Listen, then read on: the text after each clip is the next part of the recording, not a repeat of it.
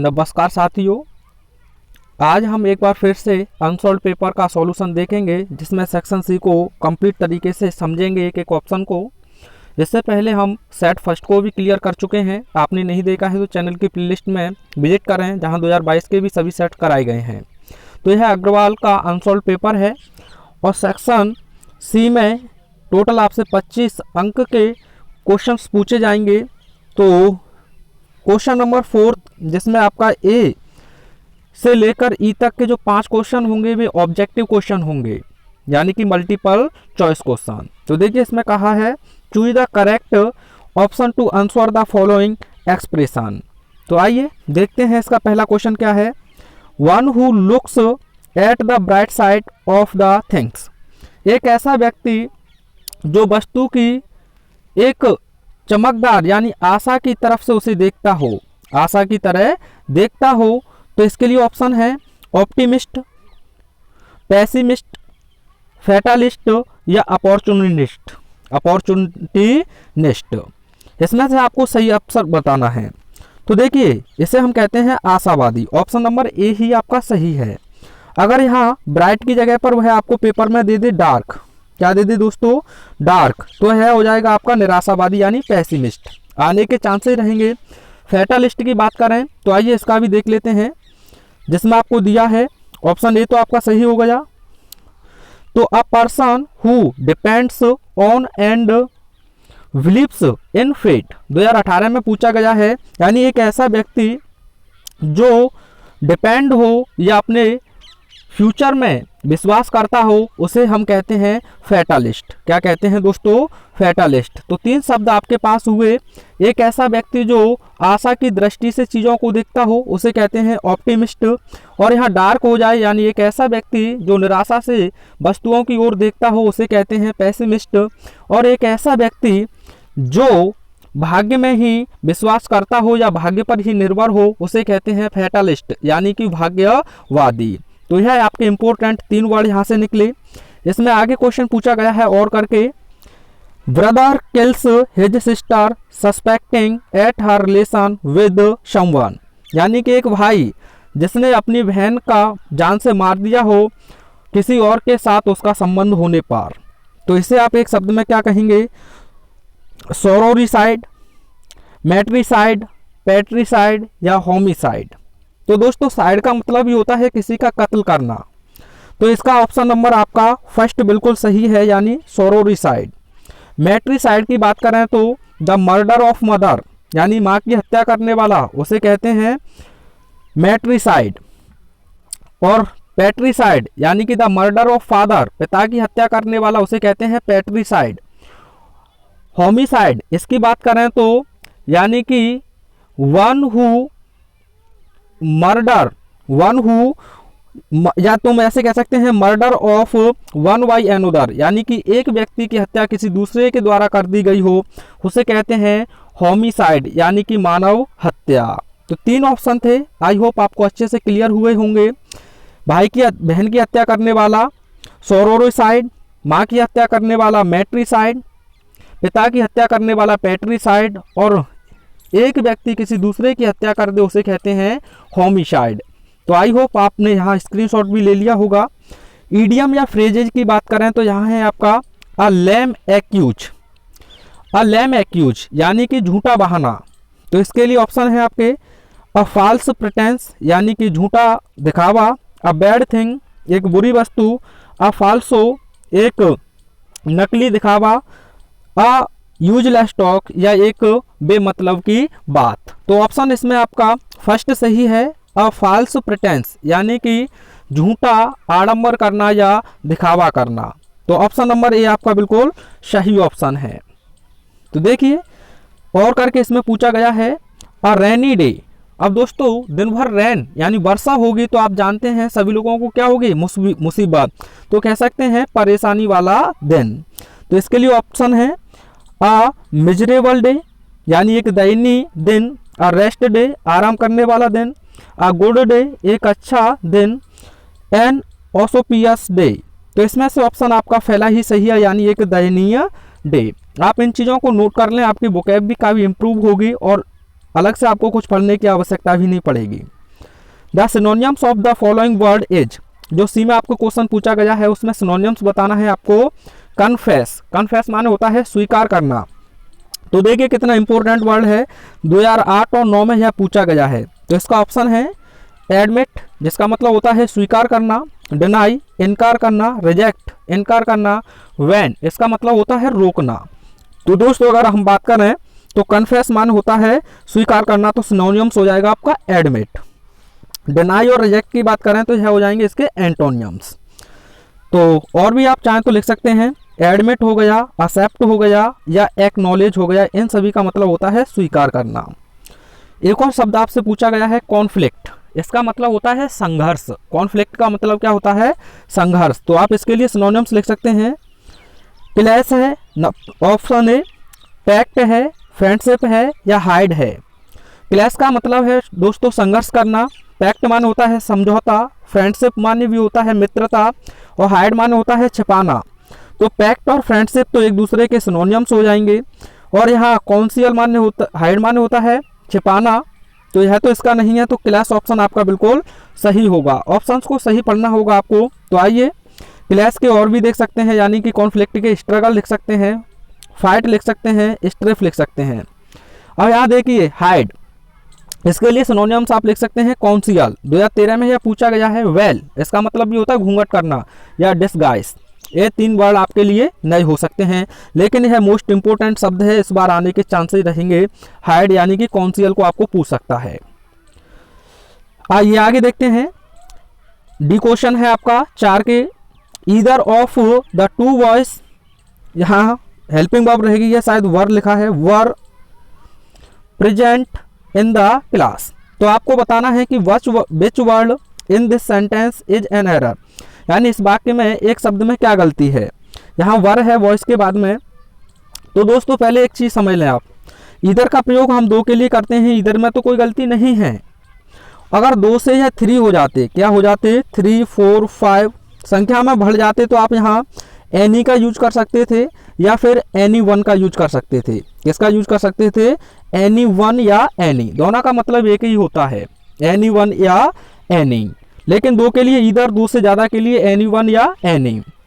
अब ये बात आपको समझ में आ गई। अगर यहाँ मान के चलिए नीदर होता, क्या होता दोस्तों, नीदर, जैसे आप नाइदर भी पढ़ते होंगे, तो यह भी 2 में से किसी एक के लिए प्रयोग होता है, यानी कोई नहीं, दोनों में से कोई नहीं।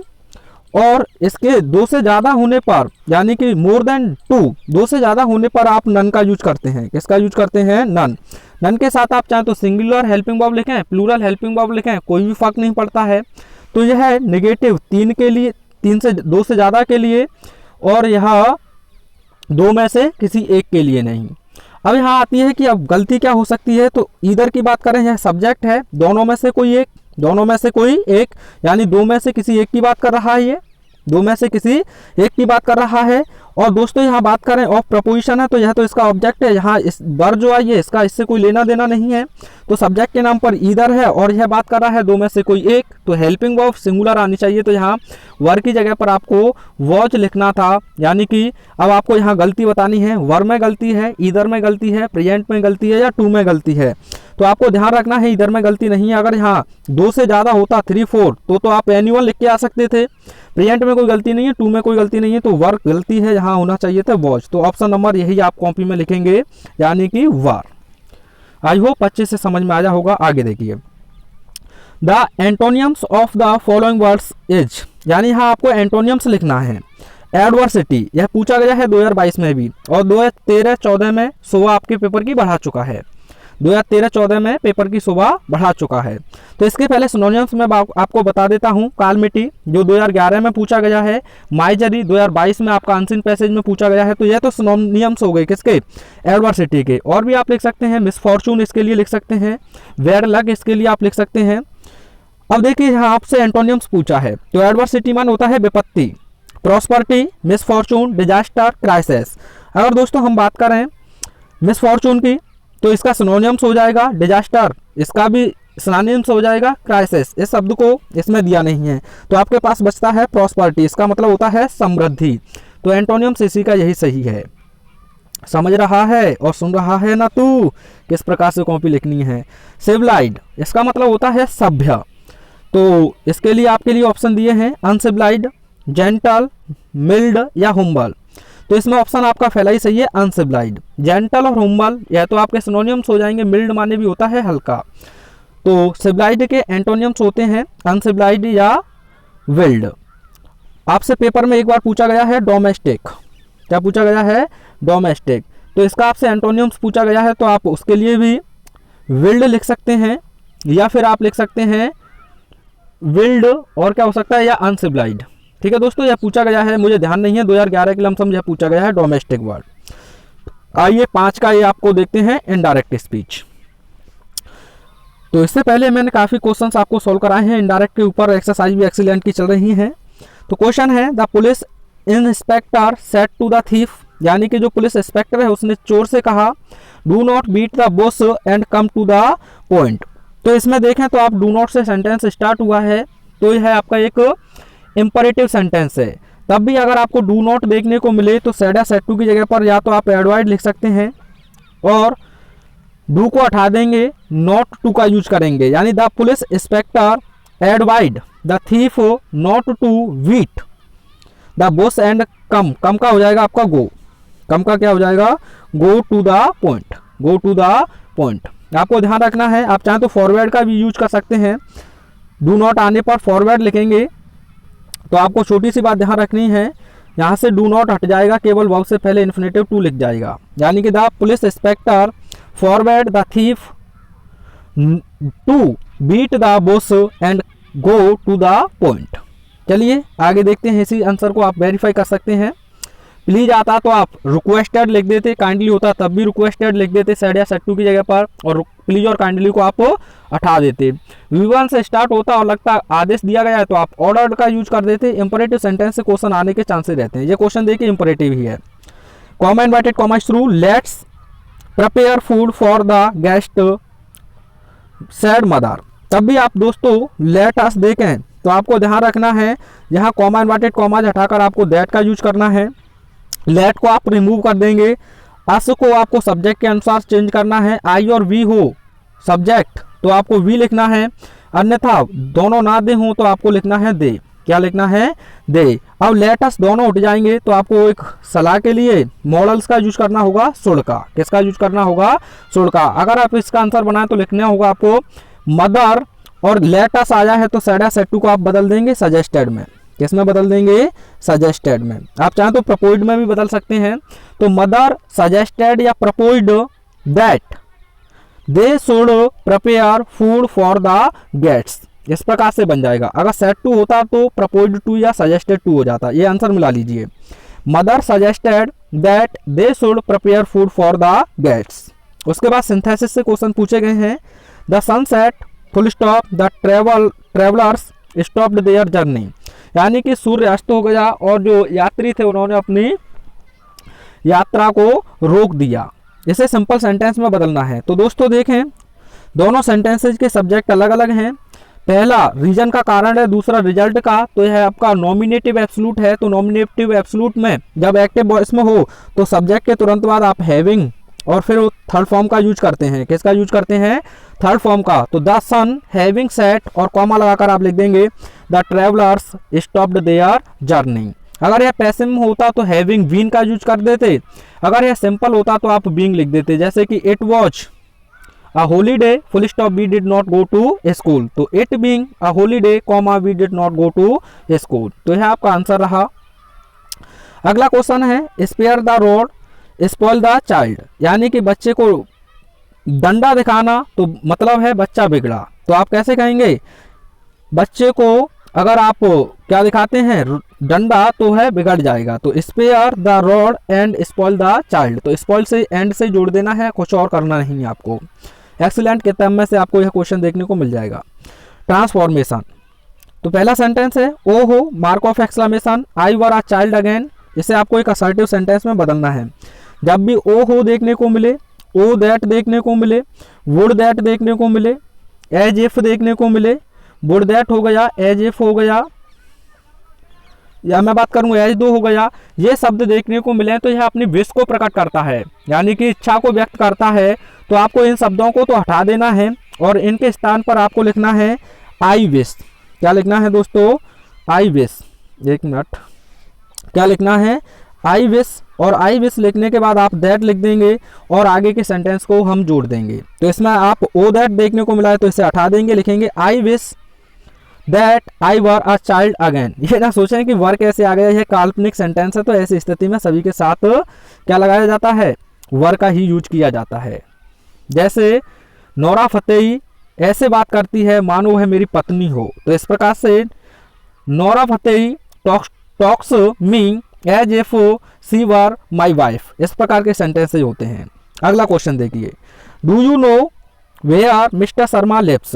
क्या आप जानते हैं मिस्टर शर्मा कहाँ रहते हैं? जैसे आपको एक सिंपल सेंटेंस में बदलना है तो आप सिंपल सेंटेंस में कैसे कहेंगे? क्या तुम मिस्टर शर्मा का निवास स्थान जानते हैं? क्या तुम मिस्टर शर्मा का निवास स्थान जानते हैं? तो do you no mister Sharma's, और यह हट जाएगा एफएस्ट्रोफी एस रेजिडेंस, तो यह हो जाएगा answer do you no mister Sharma's residence, निवास स्थान। अगला क्वेश्चन है सेक्शन डी में सिंटैक्स से लिए गए हैं, आइए अपनी कसरत कर लेते हैं। पहला क्वेश्चन है he gave a 10 rupees note to a beggar, यानी कि उसने एक भिखारी को 10 रुपए का नोट दिया। उसने क्या दिया? तो आपको आंसर मिलेगा क्या का? नोट। यह अपने आप में क्या का या किसे का या किसको का उत्तर मिलता है तो वह नाउन होता है। अब नाउन होने के नाते दोस्तों इसके लिए आर्टिकल आ जा है, और जो कुछ भी लिखा है यह इसका एट्रीब्यूटिव एडजेक्टिव हुआ। क्या हो दोस्तों? Attributive adjective. और जब भी नाउन और आर्टिकल के बीच में अगर एडजेक्टिव एट्रीब्यूट फंक्शन कर रहा है तो उसमें हम एस या एस लगाकर उसे प्लूरल नहीं बनाते हैं, तो आपको एस या एस नहीं लगाना है। तो आंसर होगा he gave a 10 rupee note to a beggar. अगर यह नो होता he gave to 10 rupee note, तो टू यहाँ होता तो दोस्तों आपको इस टू के साथ यहाँ नोट्स जरूर लिखना पड़ता। क्या लिखना पड़ता? नोट्स। चलिए अगला क्वेश्चन देखिए, I have my friends dog who, दो बार लिख गया, who is a good man. तो डॉग के देखें तो फ्रेंड्स यह इसका एंटीसीडेंट सब्जेक्ट है, और इसका एंटीसीडेंट होने के नाते डॉग के लिए आप जानते हैं एनिमल्स के लिए बिच का यूज करते हैं। किसका यूज करते हैं? बिच का। तो क्या लिखेंगे आप यहाँ ऊ की जगह पर? बिच। निर्जीव वस्तु हो गई, जैसे कि you gave me a book, you gave me a book, आपने मुझे एक किताब दी, विच इज वेरी यूजफुल, जो बहुत उपयोगी है। तो दोस्तों बिच का यूज करना है आपको। अगला क्वेश्चन देखिए, no sooner I reached the station then the train had gone. तो आप जानते हैं नो सूनर हो गया, नेवर हो गया, हार्डली हो गया, स्कार्सली हो गया, अगर ये सेंटेंस के शुरुआत में ही आ जाएं तो यह नेगेटिव एडवर्ब होने के नाते हमेशा इन्वर्जन का कार्य करते हैं। किसका कार्य करते हैं? इन्वर्जन का। अर्थात इनके तुरंत बाद हेल्पिंग वर्ब आनी चाहिए, अर्थात इंट्रोगेटिव सेंटेंस का रूप होना चाहिए। तो आप जानते हैं नो सूनर के बाद या तो डेड आना चाहिए या हैड आना चाहिए, यह पढ़े हैं आप। तो यहाँ हैड रहेगा, यह पास्ट में जाएगा, यह परफेक्ट में रहेगा। तो no sooner had I reached the station, और नो सूनर के साथ THAN बिल्कुल सही है। कॉम्पिटेटिव एग्जाम में यहाँ से क्वेश्चन पूछा जाता है, कभी तो आपको वैन दे देगा, कभी आपको THEN दे देगा। तो आपको ध्यान रखना है, क्योंकि नो सूनर, यहाँ सूनर की बात करें कंपैरेटिव है तो यहाँ भी देन रहेगा, और यहाँ से आप हैड को हटा देंगे, गो का सेकंड फॉर्म लिख देंगे वेंट। आंसर होगा no sooner had I reached the station then the train went. अगला क्वेश्चन है little knowledge is a dangerous thing. तो ना के बराबर नॉलेज खतरनाक होती है, ये तो नहीं बना, आपको लिखना होगा अ लिटिल नॉलेज, यानी कि ये तो ना के बराबर है, थोड़ी बहुत खतरनाक होती है, तो आप लिखेंगे a little knowledge is dangerous thing. आइए होमोफॉर्म्स देखते हैं, मोस्ट इंपोर्टेंट होमोफॉर्म्स आपके लिए हैं कैरियर और कैरियर। अगर इन शब्द की बात करें तो 2022 में ये पूछे गए हैं दोस्तों, 2022 में भी ये पूछे गए हैं, और अग्रवाल मॉडल से ही पेपर आया था पिछली साल भी। अच्छा, कैरियर माने आप जानते हैं पेशा भी कह सकते हैं। तो I want my career in teaching, मैं अपने कैरियर को अर्थात पेशे को टीचिंग के रूप में चाहता हूँ। और दूसरा है कैरियर, इसका दो मतलब होता है, एक तो बहाक होता है, एक आप साइकिल के पीछे जो कैरियर लगा होता है वह भी होता है। तो दोनों तरीके से मैं बना देता हूँ। मॉस्किटोज आर डिजीज कैरियर, यानी कि जो मच्छर हैं वे बीमारी के वाहक होते हैं। या फिर अगर कैरियर के रूप में यूज करना चाहते हैं तो आप लिखेंगे वी यूज अ कैरियर, हम एक कैरियर प्रयोग करते हैं इन आवर बाइसिकल्स, अपनी साइकिलों में, टू कैरी ढोने के लिए, आवर लगेज, ये क्या लिख गया लुंगी नहीं लगेज, लगेज आई को हटा दें, ठीक है दोस्तों, मिस प्रिंट हो जाता है कभी कभी। और अगला वर्ड था सेल और सेल, तो आप सेल माने जानते हैं क्या होता है, बेचना, वो सॉरी यहाँ क्या सेल लिख गया, सेल माने होता है बिक्री, यानी कि this book is not for a sale, यानी कि यह किताब सेल के लिए नहीं है, अर्थात बिक्री के लिए नहीं है। द शिप, यहाँ हैज लगा लेना, has sailed, the ship has sailed, यानी कि जो शिप है वह रवाना हो चुका है, सेल माने होता है रवाना होना, तो जहाज है वह हैज सेल्ड, रवाना हो चुका है। अगला क्वेश्चन है सेल और सेल 2015 और 2013 और साथ ही साथ मैं बात करूं यूपी MSP जो आपका पेपर है उसमें भी यह पूछा गया है, तो आने के चांसेस हैं। तो he is going to sell his car, वह अपनी कार को बेचने जा रहा है। और दूसरी सेल का मतलब है कोशिका, human body is made up cells, यानी कि जो मानव का शरीर है वह कोशिकाओं से बना हुआ है। तो वीडियो कैसा लगा एक बार कमेंट अपना अवश्य दें, और आप हमारे चैनल के साथ जुड़े रहते हैं तो आपकी पूरी प्रिपरेशन इसी महीने में करा दी जाएगी। तो थैंक्स फॉर वॉचिंग।